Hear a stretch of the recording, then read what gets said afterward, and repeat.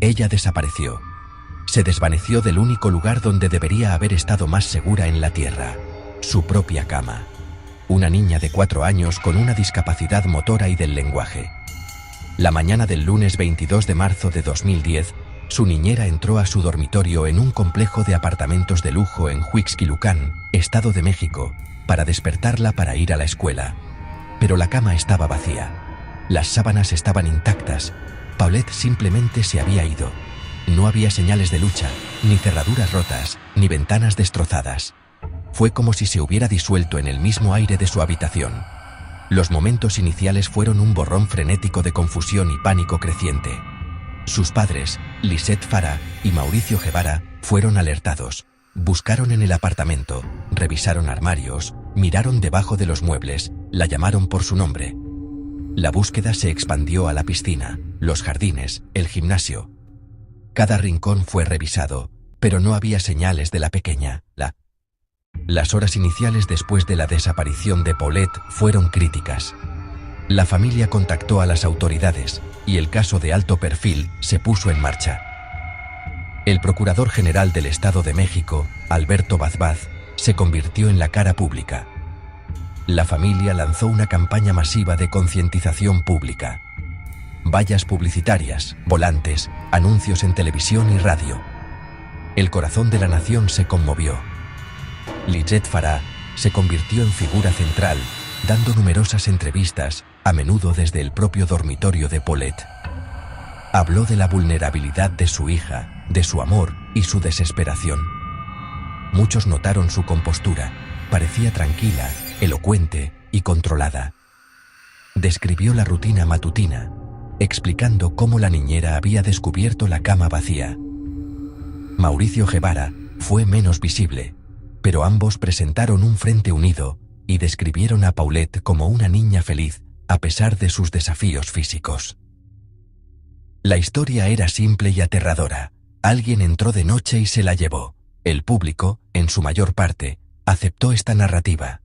Sin embargo, la falta de evidencia de entrada forzada y la pregunta ¿por qué nadie escuchó nada?, empezaron a inquietar a los investigadores. Aún así, el enfoque permaneció en la amenaza externa. La casa era santuario y cuartel general para traerla a casa.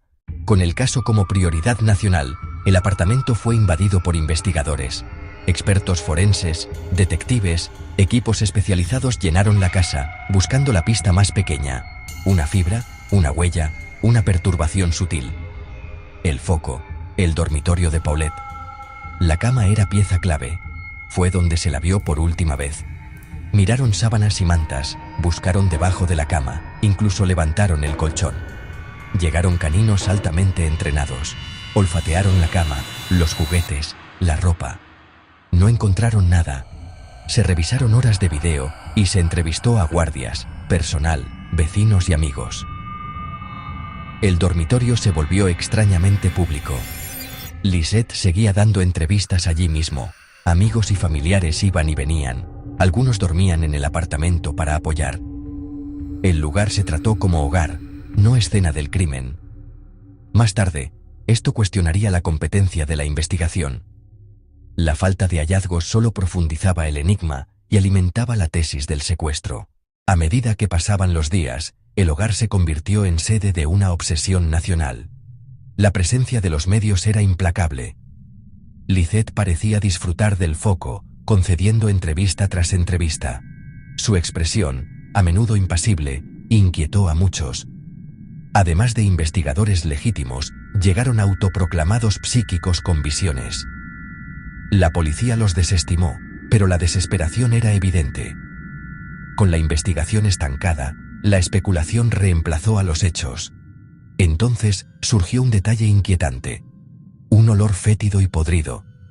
Varias personas lo notaron, incluida una niñera y algunos investigadores, pero se racionalizó y se ignoró. Familiares, amigos, policías, forenses, periodistas e incluso perros habían estado en esa habitación, caminando sus suelos, sentándose en sus muebles, respirando su aire. La propia madre durmió al lado de la cama vacía.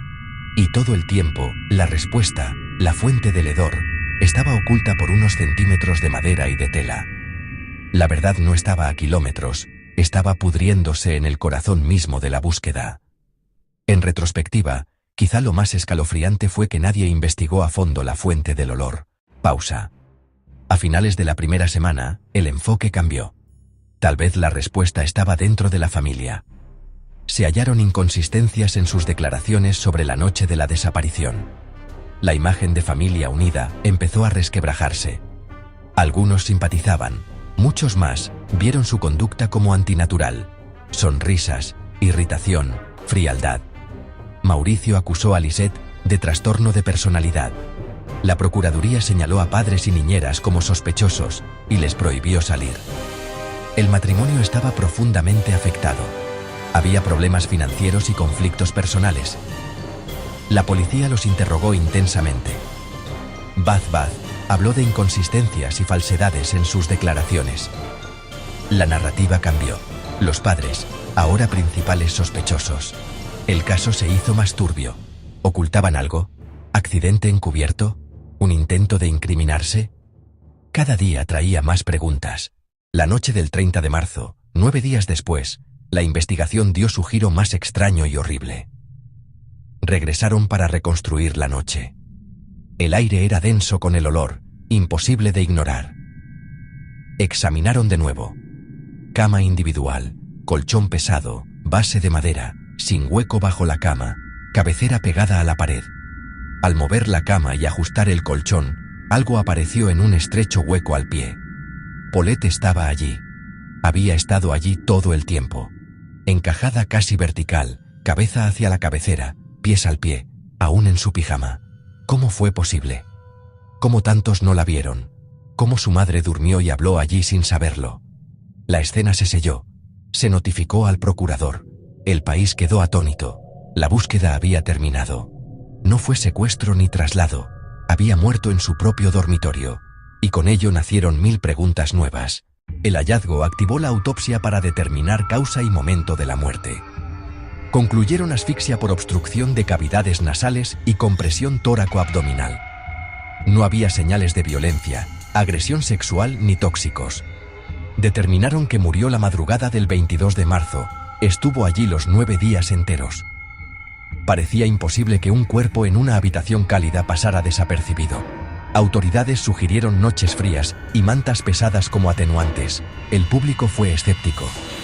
Que los perros no detectaran un cuerpo en un espacio tan confinado se consideró altamente improbable. Oficialmente, fue un accidente. Al voltearse, resbaló en el hueco y quedó atrapada.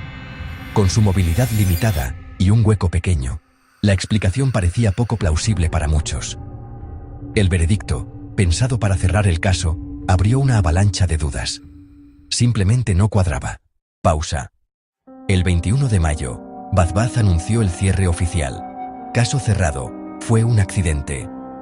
Se descartó el homicidio y se exoneró a Lisette Farah y Mauricio Guevara. Reconoció fallas, especialmente no hallar el cuerpo en 9 días. Dijo: aunque muchos entraron, nadie buscó allí. Poco después, Baz renunció. El cierre no calmó a nadie. La indignación se volvió tendencia. Para el público, la tesis del accidente sonó a encubrimiento.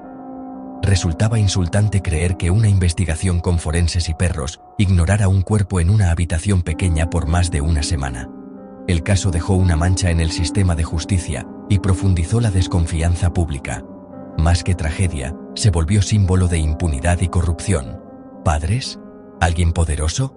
Las dudas persisten. Caso cerrado oficialmente, pero abierto para siempre en el Tribunal de la Opinión Pública. Años después, el caso sigue siendo una herida abierta. La narrativa oficial es un castillo de naipes que se cae por su propia improbabilidad. ¿Cómo llegó una niña con movilidad limitada a esa posición fatal? ¿Cómo no se detectó su cuerpo durante 9 días entre investigadores, periodistas y familiares? ¿Por qué los perros no alertaron? Si estuvo allí siempre, la incompetencia fue catastrófica. Si la colocaron después, hubo crimen y conspiración. ¿Quién tuvo acceso y audacia para devolver un cuerpo bajo escrutinio? Ambos escenarios resultan terribles. Reacción extraña ante trauma o señal de un secreto. legalmente exonerados, socialmente condenados.